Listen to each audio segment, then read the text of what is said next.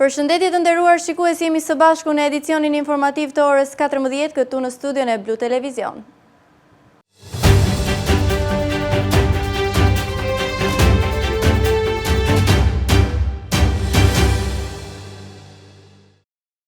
Kundështime ndaj reformës së re territoriale vijuan edhe këtë të shtunë në Bashkinë e Selenicës. Banorët e zonës, përfaqësues të fshatrave intelektual, përfaqësues të bashkisë dhe qytetarë mblodhen në qendër të Selenicës, ku zhvilluan kuvendin e Selenicës për hapa që do të ndërmerren në vijim për kundështimin e këtij projekti. Kundërshtimet ndaj reformës së re territoriale vijuan dhe këtë të shtunë në Bashkinë e Selenicës. Banorët e zonës, përfaqësues të fshatrave intelektual, përfaqësues të bashkisë dhe qytetarë u mblodhen në qendër të Selenicës, ku zhvilluan kuvendin e saj. Gjatë takimit u diskutuan argumentet pro dhe kundër reformës territoriale, e cila parashikon shkrirjen e Bashkisë së Selenicës dhe bashkimin e saj me Bashkinë Vlorë. Paralelisht, pjesëmarrësit diskutuan dhe hapat që do të ndërmerren në vijim për të kundërshtuar këtë projekt dhe për të mbrojtur vazhdimsinë e Selenicës si bashkim më vete. Një prej organizatorëve të këtij kuvendi, Lia Bomba, i shpjegoi arsyet që çuan në organizimin e këtij takimi. Ai renditi argumentet pse sipas tij Selenica nuk duhet të humbas statusin e bashkisë, duke theksuar historinë, shtrirjen territoriale, numrin e fshatrave dhe nevojën që shërbimet të qëndrojnë pranë qytetarëve. Bomba i komentoi gjithashtu edhe deklaratat e deputetit Ardit Bido, i cili është shprehur në favor të shkrirjes së Bashkisë së Selenicës. U mblodhëm sot në këtë kuvend reflektimi. Jam përfaqësues nga fshatrat, të cilët me mendimet tuaja që do të jepni, do të na vini në binarët e duhur për të vazhduar nga sot derisa të arrijmë te qëllimi ynë final. Mos lejimin e shkatrimit të qytetit Selenicës. Mos lejimin e bashkisë Selenicës të zhduket nga Selenica dhe të bashkohet me Vlorën. Jemi mbledhur për të mbrojtur të drejtat e komunitetit tonë, për ta dëgjuar atë. Bashkia e Selenicës ka një histori, ka një identitet, ka një të ardhme, ka 47 fshatra. Zëri ynë do të jetë i qytetëruar, i argumentuar, por dhe i vendosur, sepse ne kërkojmë drejtësi dhe respektim të vullnetit banorëve.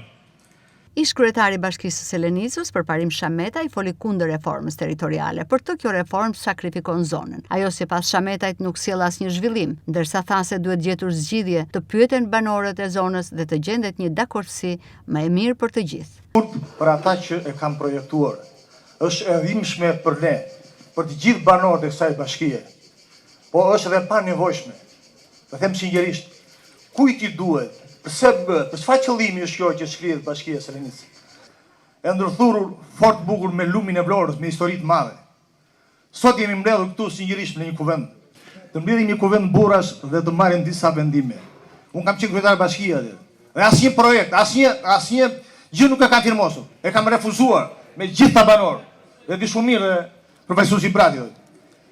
Në takim folën dhe banorë dhe intelektual të zonës, të cilët kërkuan të hiqet dorë nga reforma territoriale që parashikon bashkimin e Selenicës me Vlorën. Sipas tyre, një vendim i tillë do t'i detyronte qytetarët të udhëtonin drejt Vlorës edhe për shërbimet më të thjeshta administrative, duke krijuar vështirësi sidomos për banorët e fshatrave. Ata u shprehen se Selenica rrezikon të mbetet në ares me më pak investime dhe më pak vëmendje nga institucionet, ndërsa theksuan se kjo bashki ka identitetin, historinë dhe potencialin për të vijuar të funksionojë si si e pavarur vendore.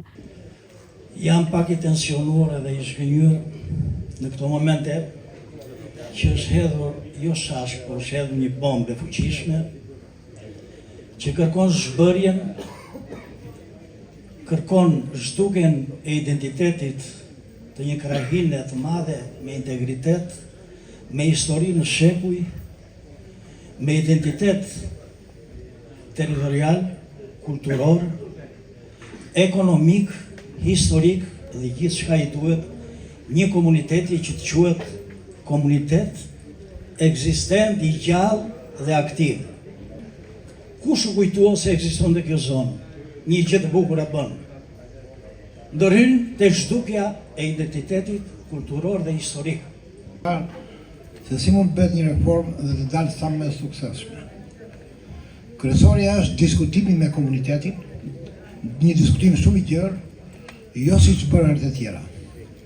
Sepse, a e bën këtë reformë para kaq vitesh, nuk dëgjuan asnjë vërejtje tonën, nuk bën asnjë lloj konsultimi, dhe sot po dalin vetë dhe thonë që ora duhet bërë ndryshe. E nuk mund të mbetet asgjë për ne nëse shkon. Unë jam për bashkitë dhe më të vogla.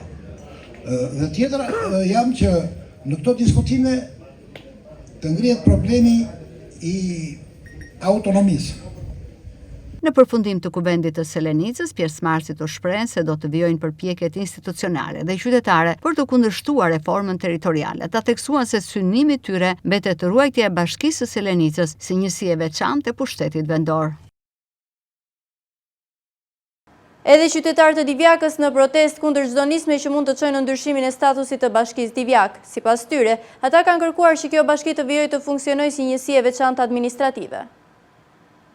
Qytetarët e Divjakës kanë dalë këtë mbrëmje në protest kundër çdo nisme që mund të çojë në ndryshimin e statusit të Bashkisë Divjak, duke kërkuar që kjo bashki të vijojë të funksionojë si njësi e veçantë administrative.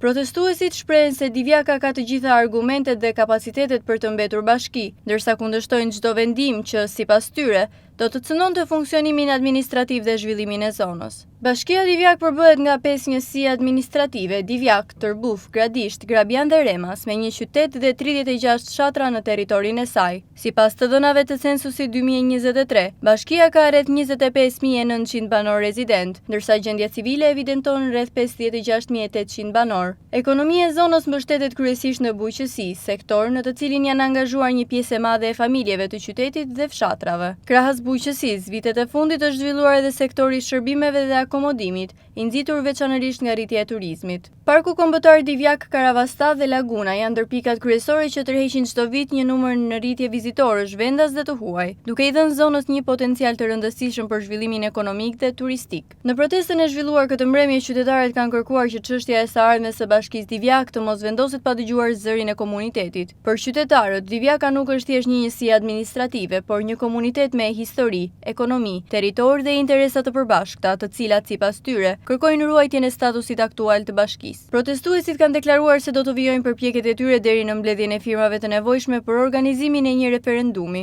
me synim që qytetarët të shprehen vetë për të ardhmen administrative të Divjakës. Mesazhi i tyre këtë mbrëmje ka qenë i qartë: Divjaka duhet të mbetet bashki dhe vendimin për të ardhmen e saj duhet ta thotë vetë komuniteti.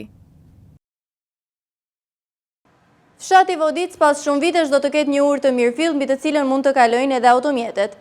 Banorët e këtij fshati në zonën e Labërisë në Selenicë prej vitesh kalonin në një pasarele e cila nuk ofronte asnjë kusht sigurie. Për herë të parë pas shumë vitesh makinat do të kenë mundësi të futen edhe në brendësi të fshatit.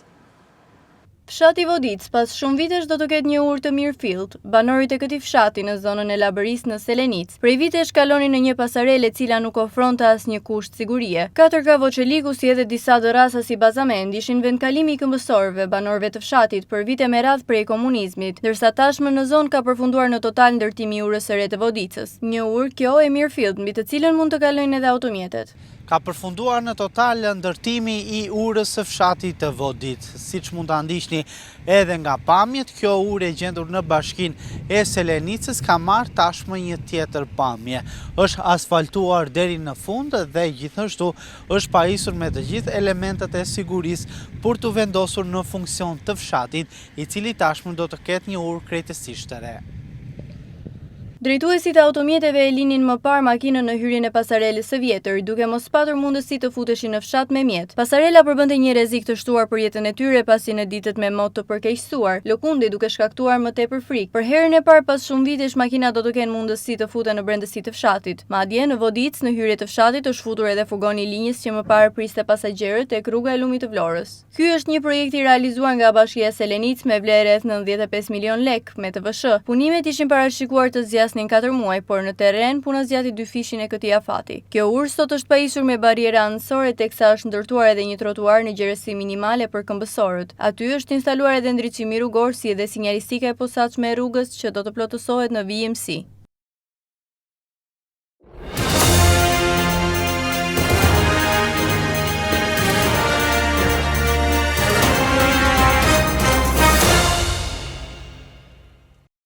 Dhe ndërojmë temë zhvillimi, një zjarr i rënd pas mesnate në zonën e Palasës ka alarmuar jo pak banorët dhe pushuesit në këtë zonë. Sot në operacion edhe 2 helikopterë, ndërsa në teren 10 forca zjarfikse, efektiv të ushtrisë dhe strukturat të tjera të emergjencave civile, të angazhuara për izolimin dhe shuarjen e vatrës së zjarrit. Vazhdon të jetë aktiv dhe i fuqishëm zjarri në zonën e Llogaras pranë tunelit, ku flakët prej orësh kanë përfshirë sipërfaqe me shkurre dhe pyll. Në terren ndodhen 10 forca zjarfikse, efektiv të ushtrisë dhe strukturat të tjera të emergjencave civile të angazhuara për izolimin dhe shuarjen e vatrës së zjarrit. Zjarri ka rënë rreth orës 2 pas mesnate në zonën e Palasës pasi kalohet tuneli i Llogaras, duke alarmuar banorët dhe pushuesit që ndodheshin në këtë zonë. Flakët janë konstatuar gjatë natës së të premtes, ndërsa menjëherë pas marrjes së njoftimit shërbimet zjarfikse janë nisur drejt vendit të ngjarjes për të ndërhyrë dhe neutralizuar situatën. Për shkak të orarit dhe errësirës, ndërhyrja është kryer me kujdes, ndërsa zjarfiksit kanë punuar për të izoluar vatrën dhe për të parandaluar përhapjen e flakëve në një sipërfaqe më të madhe, veçanërisht në kushtet e temperaturave të larta dhe pranisë së bimësisë së thatë. Aktualisht në operacion kanë marrë pjesë dhe 2 helikopterë, të cilët kanë ndërhyrë nga ajri për të frenuar përhapjen e flakëve në terrenin e vështirë. Punë avion pa ndërprerje, ndërsa autoritetet mbeten në gatishmëri deri në neutralizimin e plotë të zjarrit. Fatmirësisht nga informacionet paraprake nuk raportohet për personat e lënduar apo dëme në banese dhe struktura pranë zonës së përfshirë nga flakët. Ende nuk dihen shkaqet e rënies së zjarrit, ato pritet të përcaktohen pas verifikimeve në terren dhe hetimeve përkatëse. Shërbimet zjarfikse vijojnë monitorimin e zonës për të shmangur riaktivizimin e vatrave të zjarrit, ndërsa autoritetet po ndjekin situatën në Palas.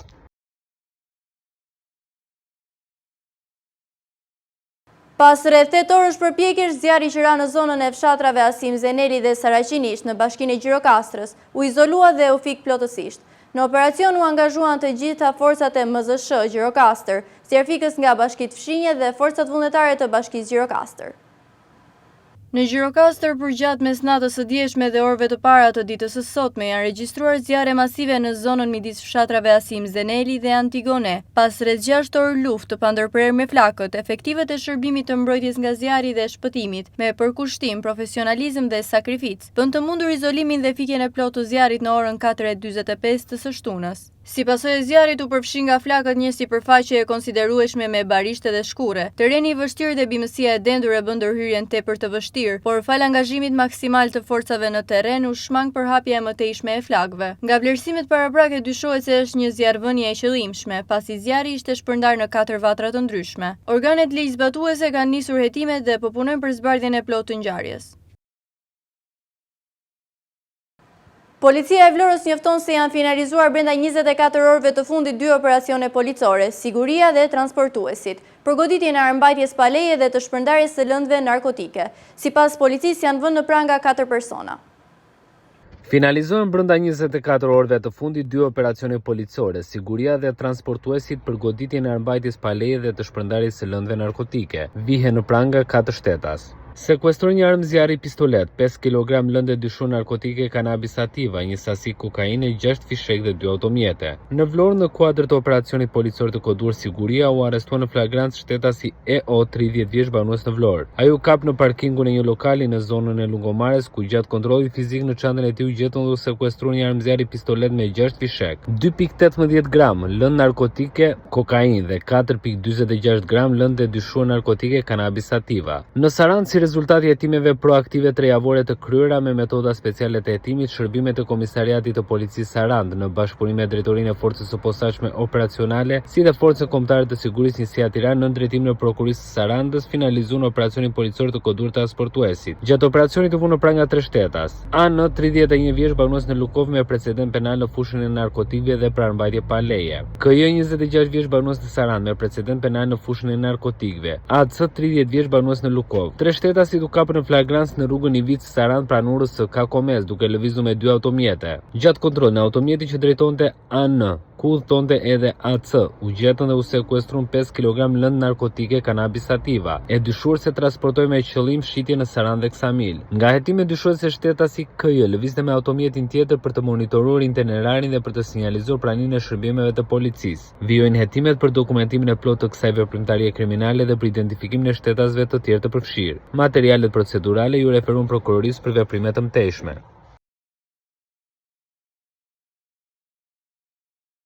Të nderuar shikues, kjo ishte gjithçka e përgatitur për këtë edicion informativ. Ju falenderoj për vëmendjen, bashkë mirupafshim. Thank you.